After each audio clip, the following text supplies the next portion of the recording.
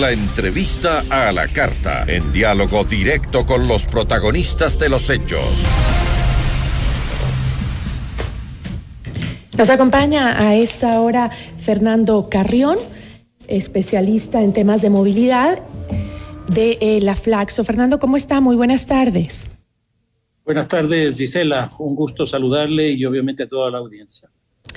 Gracias por acompañarnos. Fernando, de acuerdo a lo que dijo el alcalde respecto a esta modalidad de inaugurar el metro en 2 fases, dijo que lo que estaba priorizando aquí era la seguridad de los quiteños. Sin embargo, ¿cree usted que responde esta inauguración doble a un proceso necesario para la apertura del metro o a simplemente el cumplimiento de una agenda política que tiene el alcalde de Quito? No, a mí me parece clarísima la segunda hipótesis que ustedes plantean. Lo que hay es un peso absolutamente político. Cuando él se hizo cargo de la alcaldía, uno de los 4 objetivos que él planteó era justamente la inauguración del metro. Y en esa ocasión planteó que debería inaugurarse en el tercer trimestre de este año, del 2022. Pero ¿qué es lo que ha ocurrido? No se va a inaugurar, ¿verdad? Después él habló del 21 de diciembre y ahí lo que está haciendo es un juego en el sentido de plantear de que no se va a inaugurar totalmente, sino que simplemente lo que va a ocurrir es que va a ser un proceso que tiene 2 etapas. Esta primera en que el arzobispo de Quito bendecirá a los trenes, a los vagones, y luego abrirán tres estaciones para que supuestamente los habitantes de Quito podamos conocerlas, una en el norte, otra en el centro y otra en el sur. Pero el metro no va a funcionar y él ya lo ha reconocido, pero está planteando inauguración, como lo hizo también el alcalde Rodas. Él también inauguró el metro y el metro no funcionó. A mí me parece que de alguna manera esto es jugar con nosotros. ¿Usted cree entonces que los quiteños no necesitamos un proceso de familiarización y otro de socialización del metro? No, sin duda que sí. Yo creo que eso se necesita, pero para familiarizarse con el metro tiene que estar funcionando, porque si no, lo que vamos a hacer es familiarizarnos simplemente con unas paradas. Por ejemplo, el pago de los pasajes no se va a hacer, porque no hay un sistema integrado. Y entonces, ¿cómo nos vamos a familiarizar con eso? Hubiera sido muy interesante también que eso esté funcionando. O la otra cosa, que esté funcionando el sistema multimodal, es decir, que los distintos modos de transporte se articulen al metro, porque uno de los grandes problemas que vamos a tener el día en que se inaugure efectivamente el funcionamiento del metro es que vamos a tener muy pocos pasajeros. Se hizo el cálculo con 400,000 pasajeros por día, y a mí me da la impresión que en el mejor de los casos tendremos entre 120 y 150 en este momento. ¿Y está el municipio entonces excusándose por no haber logrado encontrar el mecanismo de funcionamiento a tiempo para que se inicien las operaciones comerciales del metro de Quito este año? Eso es clarísimo. Incluso ustedes recordarán que lo que señaló es que el 21 de diciembre próximo se iba a inaugurar el metro, iba a funcionar el metro, pero no se iba a cobrar la tarifa. Y que eso recién se haría en el mes de marzo. ¿Qué es lo que ocurre ahí? Pues las elecciones son en febrero para reemplazar al alcalde. Entonces, también hay un cálculo político. Pero ni siquiera esto de no cobrar la tarifa vamos a tener para que la gente se habitúe. A ver, entonces, mientras se hacen estos procesos de familiarización y socialización del metro, porque que no hay en otro país, bueno, aquí nunca ha habido un metro, pero tú llegas a otro país y nadie te socializa ni te familiariza con ningún metro ni ningún sistema de transporte, simplemente lo utilizas y ya está. Pero bueno, Quito tendrá entonces un sistema de transporte de más de $2,000 millones y no va a cumplir con el propósito de movilizar hasta mediados de 2023 e incluso no va a contar con la cantidad que necesita para poder costear sus gastos, la cantidad de personas movilizándose. Gisela, uno de los grandes problemas que vamos a tener es el subsidio. ¿Y por qué digo esto? Porque la tarifa está señalada en 45 centavos si uno se sube al metro y en 60 centavos si es que uno se sube a un sistema que les lleva al metro. ¿Qué significa esto? Que cuando se cobra 45 centavos, ya hay un subsidio de casi $1. que eso es lo que es la información que uno tiene públicamente. Pero si eso era para 400.000 personas y vamos a tener 120 o 150, el costo va a ser exactamente el mismo, pero el financiamiento por vía de la tarifa se va a reducir a la tercera parte, con lo cual el subsidio va a ser mucho más alto. ¿Y eso qué quiere decir? ¿Cuáles serían las...? Y hay una cosa adicional, Gisela, y es que nosotros hemos construido el metro sin que nosotros los quiteños y quiteñas hayamos financiado el metro, esa inversión. Entonces, recién el próximo año vamos a tener que pagar los créditos. El cálculo que se ha hecho es que eso va a costar entre 60 y 70 millones de dólares durante 20 años. Eso significa más o menos lo que este rato está cobrando el municipio por impuesto predial. Ya pueden imaginarse el impacto que eso va a tener. ¿Eso qué quiere decir? Que en los próximos años pues nos veremos mermados en cuanto a horas.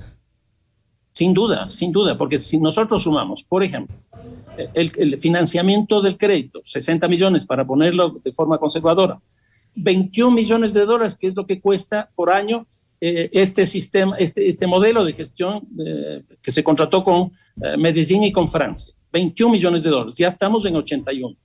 A eso hay que sumarle también el subsidio al transporte, que yo estimo que no va a bajar de 40 millones. ¿Eso qué quiere decir?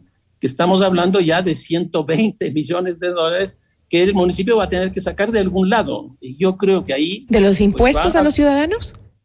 Van a ser los impuestos, y aquí tenemos 3 impuestos que van a subir. 1, la contribución especial de mejoras. 2, el impuesto predial. Y 3, el impuesto de plusvalías. En otras palabras, eso va a ser un costo muy fuerte para la zona central, para el eje por donde pasa el metro, porque hay una cosa técnica que se llama las curvas de isovalor, que hace que los precios más altos sean en los lugares donde se invierte de forma directa la inversión, y luego se va desarrollando hacia la periferia con costos menores, pero todo Quito va a tener que pagar eso.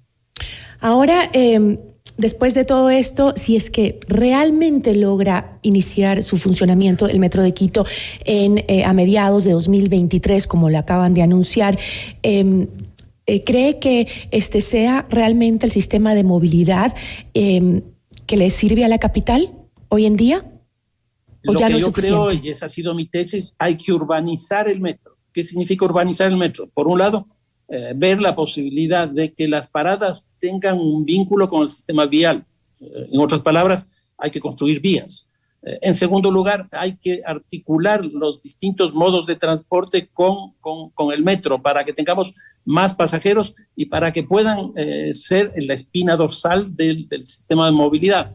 En tercer lugar, se requiere que haya un sistema de cobro que haga que sea posible que si yo me subo a un bus convencional pueda ser con la misma tarjeta que yo me suba al metro, y que incluso yo pueda pagar con eso, por ejemplo, los estacionamientos. Entonces se necesita esa tercera cosa. Y una cuarta que ha aparecido en este último tiempo es que tiene que tener un vínculo con, por ejemplo, el 911, y tener toda una estrategia de seguridad para que no tenga problemas en su funcionamiento.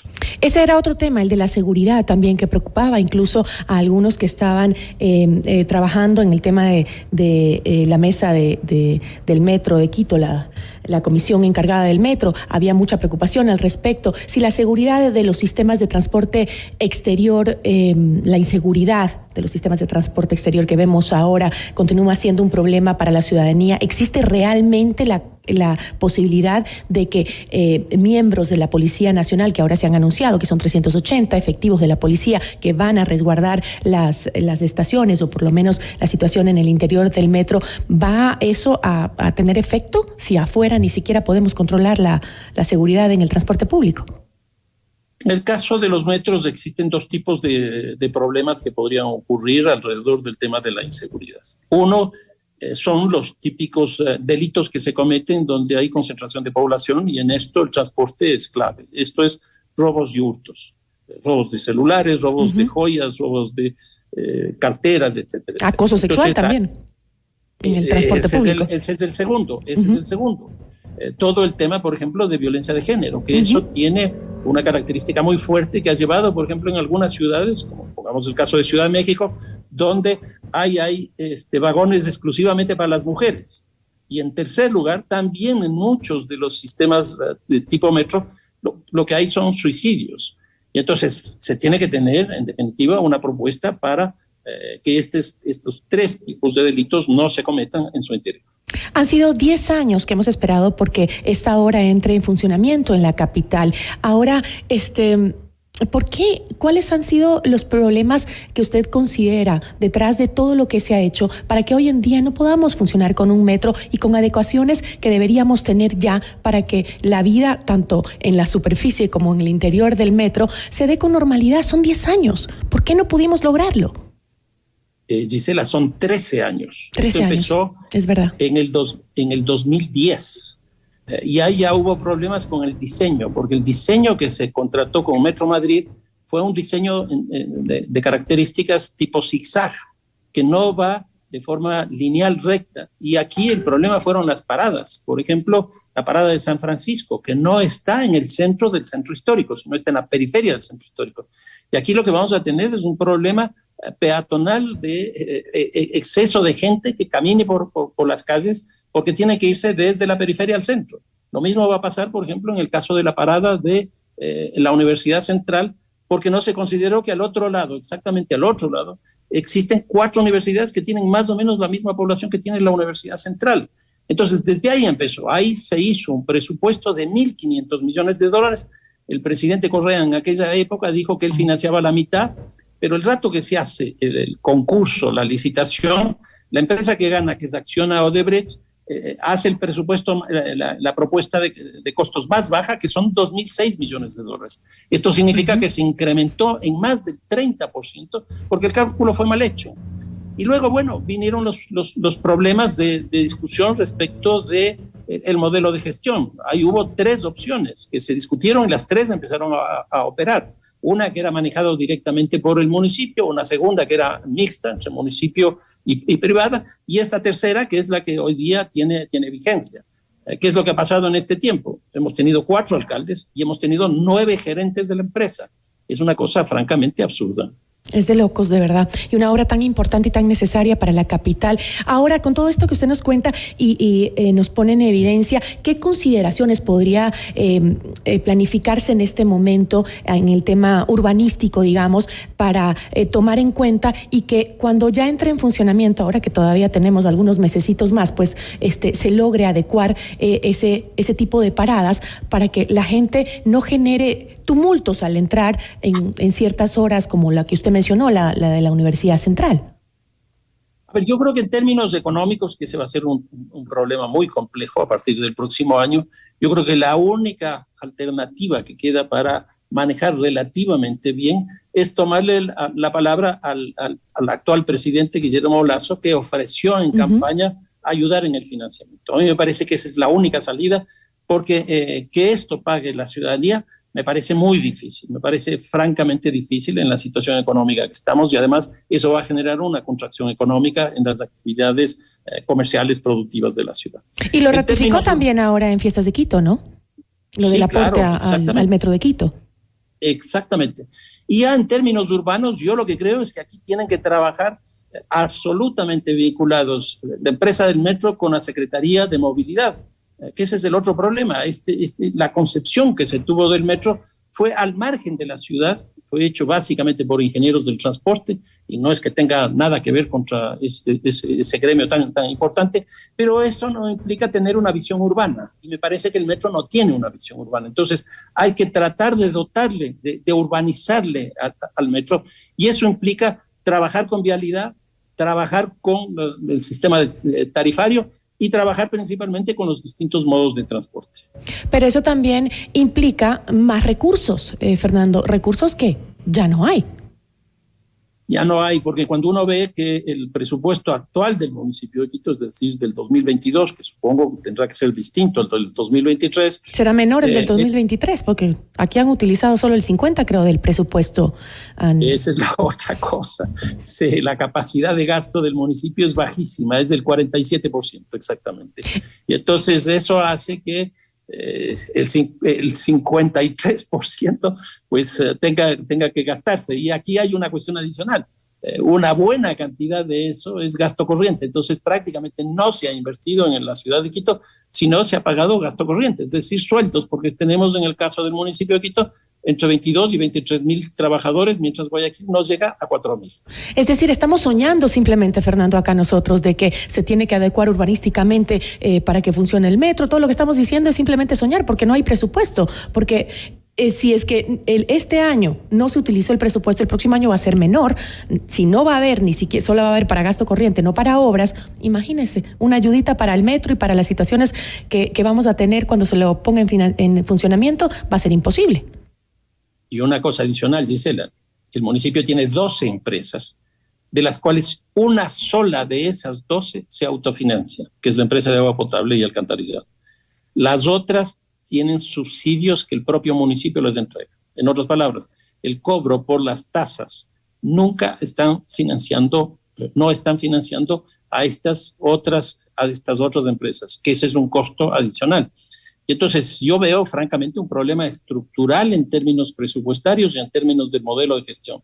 Y de lo que yo he escuchado de los candidatos que están presentes para la nueva justa electoral del 5 de febrero próximo, ninguno de ellos está planteando esto. Incluso por ahí hay un candidato que está ofreciendo una inversión de $5.000 millones, que simplemente si creemos que el presupuesto del próximo año va a ser igual a este, tendríamos, en el mejor de los casos, 3.200 millones. Faltarían $2.000 millones adicionales. ¿De dónde van a sacar? No tengo la menor idea. Un panorama triste nos espera. Por lo menos que hagamos una buena elección el próximo año. Eso es, creo, la alternativa mejor que tendremos los quiteños. Yo le agradezco mucho, Fernando. No, muchísimas gracias, Gisela. Un fuerte abrazo a todos los quiteños y quiteñas. Agradecemos a Fernando Carrión, ex concejal de Quito y académico de la Flaxo.